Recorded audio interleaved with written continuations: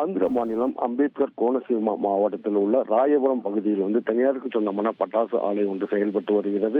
இந்த பட்டாசு ஆலையில் 100க்கும் மேற்பட்டோர் இன்று வேலைக்கு வந்ததாக தெரிவிக்கப்பட்ட நிலையில் அதாவது தீபாவளி நெருங்கி வரும் நிலையில் விறுவிறுப்பாக பட்டாசுகள் தயாரிக்கும் பணிகள் நடைபெற்று வந்தன. இந்த நிலையில் நண்பகல் அளவில் திடீரென தீ விபத்து ஏற்பட்டது. அந்த தீ விபத்தில் பட்டாசுகள் வெடிக்க தொடங்கிய நிலையில் உடனடியாக அப்பகுதி மக்கள் தீயணைப்பு படையினருக்கு தகவல் தெரிவித்தனர். தீயணைப்பு படையினர் வருவதற்குள்ளாகவே அந்த பட்டாசு அணை முழுவதும் தீயினால் பட்டாசுகள் வெடித்து எரிய ஆரம்பித்தது. இந்த நிலையில் அங்கு பணியாற்றி வந்த 7 பேர் தீயில் உடல் கருகி உயிரிழந்த நிலையில் கிடந்த நிலையில் மேலும் 8 பேர் தீயணைப்பு படையினரால் மீட்கப்பட்டு மருத்துவமனைக்கு அனுப்பி சிகிச்சை அளிக்கப்பட்டு வருகிறது. மேலும் இந்த பட்டாசு ஆலைக்குள் சிக்கிக் கொண்டார்களா போன்ற கோணங்களில் தீயணைப்பு படையினர் தேடி வருகின்றனர்.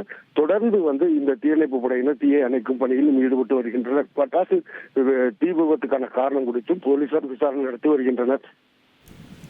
தகவல்களுக்கு நன்றி சரவணன். 1,23,00,000 மனங்களை வென்ற தந்தி டிவி யூடியூப் சேனல். தவிர்க்க முடியாத தம்ப்நெயில்ஸ், கலக்கலான கான்டென்ட்ஸ். நீங்களும் இந்த குடும்பத்தில் இணைய இப்பவே சப்ஸ்கிரைப் பண்ணுங்க. அசுரபலம் கொண்ட எங்கள் டிஜிட்டல் கரங்களில் உங்கள் விளம்பரங்களை சேர்க்க வாட்ஸ்அப் பண்ணுங்க. 8939888838. Email advtthanditv@dttv.in.